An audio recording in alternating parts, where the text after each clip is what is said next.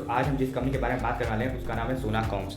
आप यहाँ पे देख सकते हैं कि ये स्टॉक इस समय 522 के लेवल पे मिल रहा है। तो ये स्टॉक अपना 522 के आसपास बेस बना रहा है। तो चलिए अब कुछ और चीज़ें देखते हैं। तो जैसे इस स्टॉक का हम RSI देखें तो इस स्टॉक का RSI 35 पे जा चुका है, यानी कि ये स्टॉक अपने ओवरसोल्ड जोन में एंटर कर चुका है। तो अगर आप एक लॉन्ग टर्म इन्वेस्टर हैं तो आपके लिए एक ये मौका है कि आप इस स्टॉक में खरीदारी कर सकें। कुछ और चीज़ें देखें तो जैसे हम इनका मनी फ्लो इंडेक्स देखें तो आप मनी फ्लो इंडेक्स देखें तो वो भी 20 पे जा चुका है, यानी कि ये स्टॉक हाईली ओवरसोल्ड हो चुका है पहले ही। अगर कुछ और चीज़ें भी देखें तो जैसे हम इनका बोलिंजर बैंड देखें तो उसके हिसाब से ये देखिए ये स्टॉक अपनी लोअर रेंज में जा चुका है, यानी कि ये स्टॉक यहाँ से यहाँ तक जा सकता है ईजिली, जो कि लेवल है 551 का। हाँ, जैसे हम मूविंग एवरेज देखें इस स्टॉक की तो आप क्या देखते हैं कि ये स्टॉक हमें चारों मूविंग एवरेज के नीचे मिल रहा है। 200 डे 587 पे है, 100 डे 582 पे है, 50 डे 565 पे, यहाँ तक 20 डे भी 550 पे है, यानी कि स्टॉक चारों मूविंग एवरेज के नीचे है। तो ये लॉन्ग टर्म इन्वेस्टर के लिए काफ़ी अच्छा मौका होता है कि आप इस स्टॉक में एक्यूमुलेशन करें। तो अगर हम और चीज़ें भी देखें तो जैसे हम फिबोनाची इनका देखें तो उसके हिसाब से भी ये स्टॉक आप देखें तो अपने थर्ड लार्ज सपोर्ट को भी तोड़ दिया है। तो हो सकता है कि ये स्टॉक यहाँ से बाउंस दे दे, क्योंकि ये स्टॉक अल्ट्रा शॉर्ट टर्म में काफ़ी ओवरसोल्ड हो चुका है। तो अगर आप यहाँ पे देखें तो इसका पहला रेजिस्टेंस 541 के पास आ रहा है, फिबोनाची के हिसाब से सेकंड 551 के आसपास आ रहा है, जहाँ पे इनकी मूविंग एवरेजेस का भी रेजिस्टेंस आ रहा था। इनका मैकडी इनकी सिग्नल लाइन को नीचे की तरफ काटा है, लेकिन आप यहाँ पे एक बात गौर करिए कि यहाँ पे एक ग्रीन हॉलोग्राम बना है, जिसके हिसाब से पता चल रहा है कि बुलिश ट्रेंड वापस आ रहा है। अगर हम और चीज़ें भी देखें तो इनकी हेकन एशी कैंडलस्टिक देखें।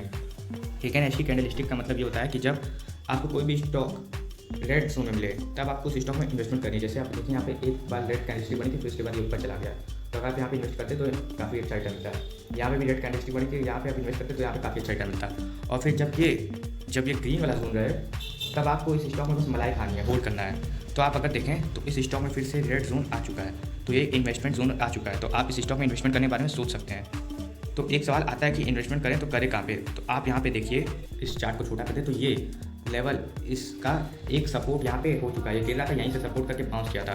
तो अगर यहाँ पे फिर से बाउंस करता है तो आपको यहीं से एक अच्छे रिटर्न मिल सकते हैं। तो मान लीजिए आपको इस कंपनी के 10 शेयर लेने हैं, तो आप 5 शेयर करंट प्राइस पे ले लिए, 5 है तो या तो आप मान लीजिए 3 शेयर करंट प्राइस पे ले लिए, फिर थोड़ा और गिरता है तो 5 शेयर ऐड कर लिए, और लेकिन मान लीजिए बढ़ जाता है तब आप 3 शेयर से खुश रहिए, थोड़ा बहुत प्रॉफिट मिलेगा।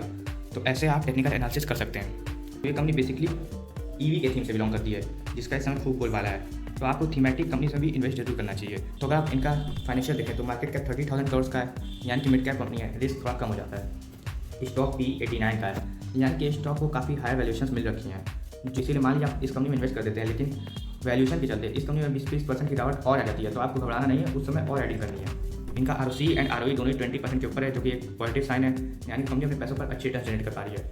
इनका PE रेशियो 1.78 का है, यानी कि ये कंपनी अपनी ग्रोथ के मुकाबले अपने PE को जस्टिफाई अभी तक उतना नहीं कर पाई है, आगे जस्टिफाई कर पाई है। वहीं अगर इनका डेप्ट टू इक्विटी रेशियो देखें तो वो 0.07 का, यानी कंपनी एकदम नाम के बराबर डेप्ट है, और वहीं कंपनी के पास 40 करोड़ का कैश भी मौजूद है, जो पॉजिटिव साइन है। कंपनी 0.29% का छोटा मोटा डिविडेंड दे देती है।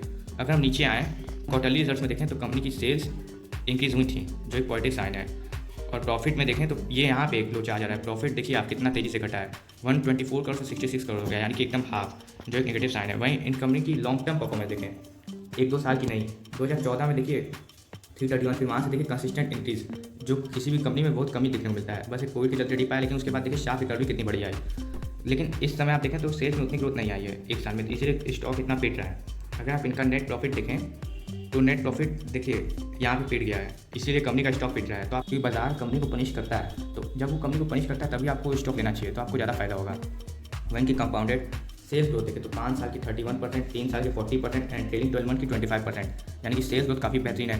वहीं अगर प्रॉफिट ग्रोथ देखें तो 5 साल की 50%, जो कि काफ़ी बेहतरीन ग्रोथ होती है, 3 साल की 50%, लेकिन ट्रेलिंग 12 मंथ में देख रहे हैं आप तो 12% हो जा रही है, इसीलिए कंपनी का स्टॉक इतना पिट रहा है। स्टॉक प्राइस एरिया ज़्यादा लंबा मिलेगा नहीं, क्योंकि कंपनी का स्टॉक को लिस्ट हुआ है केवल 1 ही साल हुआ है, तो 18% रिटर्न ठीक है। वहीं रिटर्न ऑन इक्विटी देखें तो 20% के आसपास स्टेबल रहता है। तो बैलेंस शीट में देखेंगे आप तो रिजर्व्स इनके कंटिन्यूसली बढ़ रहे हैं, जो एक पॉजिटिव साइन है। और बोरोइंग्स देखेंगे आप तो बोरोइंग्स इस कंपनी की घट रही है, जो काफ़ी अच्छी बात हो जाएगी।